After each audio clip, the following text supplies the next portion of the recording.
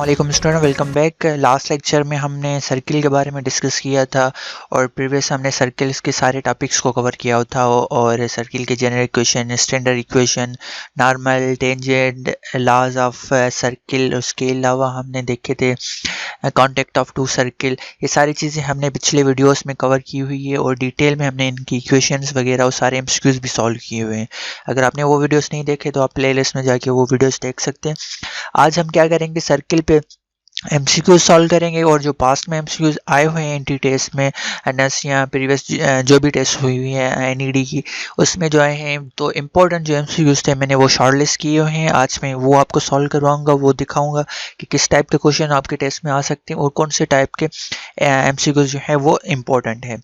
तो आज के वीडियो जो फुल वीडियो में जो भी है वो एमसीक्यूज ही होंगे। नेक्स्ट वीडियो से हम जो है पैराबोला के टॉपिक स्टार्ट करेंगे। तो स्टार्ट करते हैं फर्स्ट एमसीक्यू से। तो फर्स्ट एमसीक्यू ये है कि the equation of a circle with centre 1,1 and radius under root 2। अब यहाँ पे आपसे इक्वेशन पूछ रहा है कि अगर किसी सर्किल का सेंटर अगर 1,1 है, ये सेंटर है उसका, और उसका रेडियस भी हमें मिला हुआ है जो कि अंडर रूट 2 है, तो उसकी इक्वेशन क्या होगी। अब ये सिंपली एक स्टैंडर्ड इक्वेशन जो हमें सर्किल की हमने देखी थी, उसी पे एक ये एमसीक्यूज है कि वहाँ से हमने जो है सर्किल की इक्वेशन ड्राइव करनी है। अब यहाँ पे हम क्या करेंगे कि नीचे जो एमसीक्यूज दिए हुए हैं, ट्रिक्स ये है कि हमें वो सॉल्व नहीं करनी, इक्वेशन निकालनी नहीं है, लेकिन हमें सिर्फ जो है एमसीक्यूज जो ऑप्शन में दिए हुए हैं उसको देख के हमने करेक्ट आंसर फाइंड करना है। अब जैसे देखें कि वहाँ पे था h कामा के, जो हमारा था वो जो था वो था हमारा सेंटर। अब यहाँ पे देखें h कामा के ये है हमारा h कामा के, h भी 1 है, k भी 1 है। अब यहाँ पे जो है ना h कामा k की जो वैल्यू हो जाएगी 1 हो जाएगी। अब यहाँ पे दूसरी इंपॉर्टेंट चीज नोट करने की वाले ये है कि जब r की बात करें तो वो रेडियस सिर्फ रेडियस होता है, लेकिन हमारे पास जनरल इक्वेशन में r स्क्वायर होता है।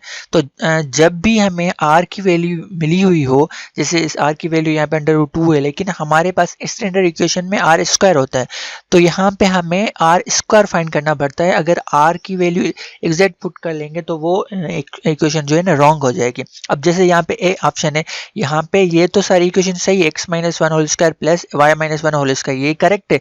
लेकिन आगे देखें कि यहाँ पे आर स्क्वायर की जगह सिर्फ इसने आर का वैल्यू रखा हुआ है, मीन्स अंडर रूट उठा के रखा हुआ है इसने, इसका स्क्वायर नहीं लिखा है, तो ये जो है ऑप्शन रॉन्ग हो जाएगा। उसके बाद अगर नीचे बी वाला देखें तो फिर यहाँ पे इसने प्लस रखा हुआ है, लेकिन प्लस नहीं आना चाहिए।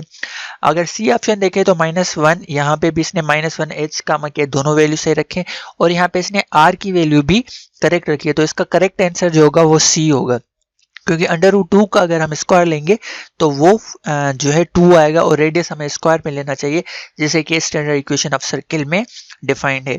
तो आई होप कि ये इक्वेशन आप समझ गए होंगे, h कामा k की वैल्यू, और आपको वो इक्वेशन स्टैंडर्ड जो है वो एग्जैक्ट याद रखनी पड़ेगी। अब अगर यहाँ पे सेंटर की वैल्यू पे माइनस दे दें कि -1 अगर h कामा k की वैल्यू जाए तो फिर क्या होगा, तो आप फिर देखेंगे कि यहाँ पे प्लस आ जाएगा, जैसे यहाँ पे इक्वेशन में, वो जो आगे एमसीक्यूज में हम देखेंगे। अब यहाँ पे नेक्स्ट एमसीक्यूज है, the equation of a circle with the centre at origin and radius under root 3। अब अगेन यहाँ पे आपको सेंटर दे रहा है ओरिजिन पे। अब सेंटर ओरिजिन पे दे रहा है, मतलब h कामा k की वैल्यू जो होगी वो 0,0 होगी, क्योंकि यहाँ पे सेंटर जो है वो ओरिजिन पे लाई कर रहा है और रेडियस हमारे अंडर रूट 3 दिया है। अभी हमें पता है कि हमने वो भी इक्वेशन देखी थी, अगर किसी भी सर्किल का रेडियस जो है और सेंटर जो है ओरिजिन पे लाई करेगा तो उसकी सिंपल इक्वेशन हमने देखी थी, वो थी x square plus Y square is equal to R square.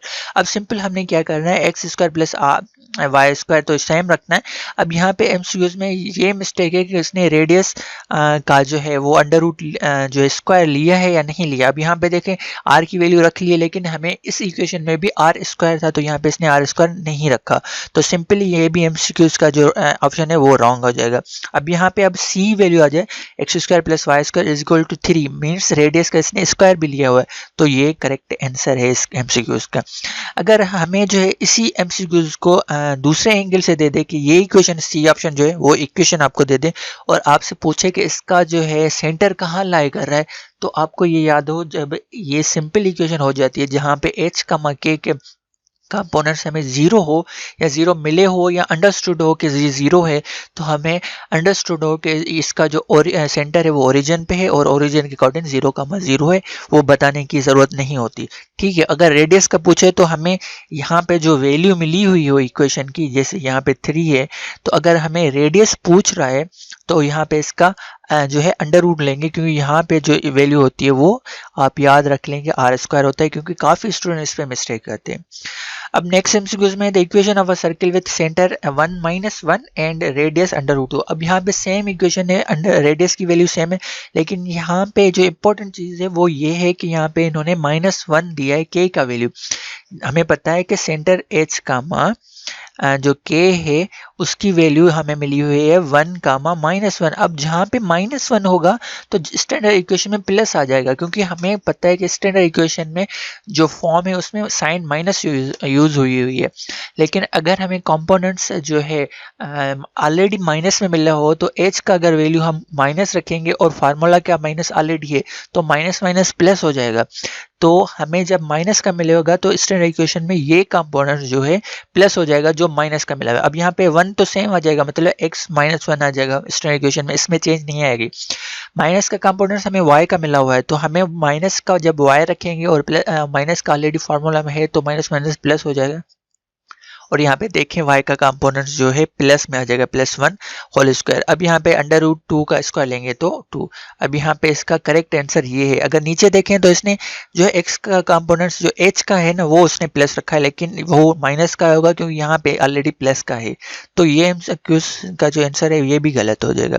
तो यहाँ पे आप इंपॉर्टेंट जो है चीज़ वो ये नोट कर सकते हैं, अगर h का k के कंपोनेंट्स हमें माइनस में हो तो स्टैंडर्ड इक्वेशन में वो प्लस के ऑटोमेटिकली आ जाएंगे, और अगर h का k के कंपोनेंट्स हमें प्लस में ऑलरेडी मिले हुआ हो तो स्टैंडर्ड इक्वेशन के जो इक्वेशन बनेगी वो उसके साथ प्लस में आ जाएंगे। नेक्स्ट हम इसको circle x - 2 whole square plus y + 3 whole square is equal 4 is concentric with the circle. अब यहाँ पे कोसेंट्रिक का मैं कॉन्सेप्ट दे दूं आपको कि कोसेंट्रिक उस सर्किल वो होता है जिसका जो सेंटर है वो सेम पॉइंट पे लाई करे, इधर वो 0,0 ओरिजिन पे लाए करे, किसी भी पॉइंट पे लाए करे, लेकिन अगर दोनों सेंटर जो सर्किल्स का सेंटर है वो सेम हो तो उस सर्किल्स को हम बोलते हैं कोसेंट्रिक।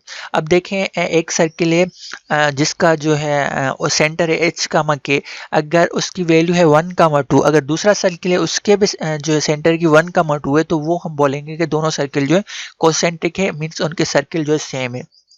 अब यहाँ पे हमसे पूछ रहा है कि ये इक्वेशन इसने दी हुई है कि पूछ रहा है कि नीचे ऑप्शन में से इस इक्वेशन के जो सर्किल की है उसके साथ कौन सा सर्किल जो कोसेंट्रिक है। अब यहाँ पे दूसरी चीज़ जो इम्पोर्टेंट है वो है कि कोसेंट्रिक सर्किल में जो है वो रेडियस मैटर नहीं करता, रेडियस से हमारा कोई भी रिलेशन नहीं है।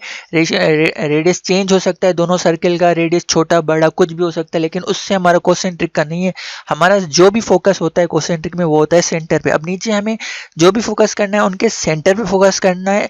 अब यहाँ पे हमें जो है इनके जो है रेडियस पे फोकस नहीं करना। अब यहाँ पे 4 है तो कोसेंट्रिक सर्कल जो भी होगा वो बड़ा भी हो सकता है छोटा भी हो सकता है, मतलब उसका रेडियस कम भी हो सकता है बड़ा भी हो सकता है 0 भी हो सकता है, तो वो पॉइंट सर्किल भी ला कर सकता है।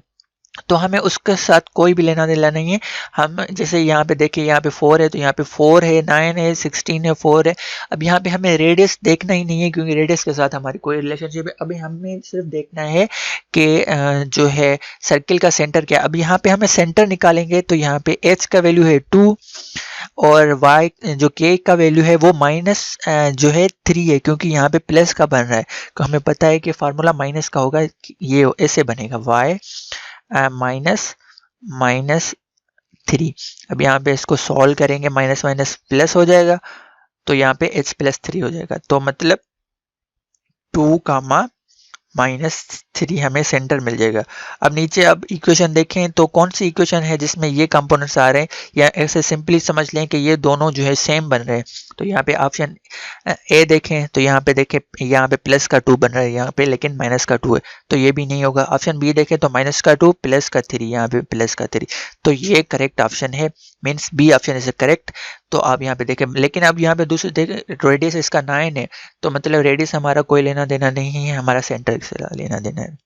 इससे रिलेटेड आपको काफ़ी एमसीक्यूज आ सकते हैं, या आपको सिंपली ये इक्वेशन ना दे, आपको सर्कल के जो है सेंटर दे दे के एक सर्किल है जिसका सेंटर 3,3 है, ठीक है। तो अब नीचे जो है इक्वेशन दे दें कि आपको पूछे कि कौन से सर्किल के साथ जो है कॉन्सेंट्रिक है, तो आप वो भी माइंड में बिठा दें कि सिर्फ कॉन्सेप्ट आपको बिठाना है, बाकी क्वेश्चन कैसे भी चेंज करके दे सकते हैं।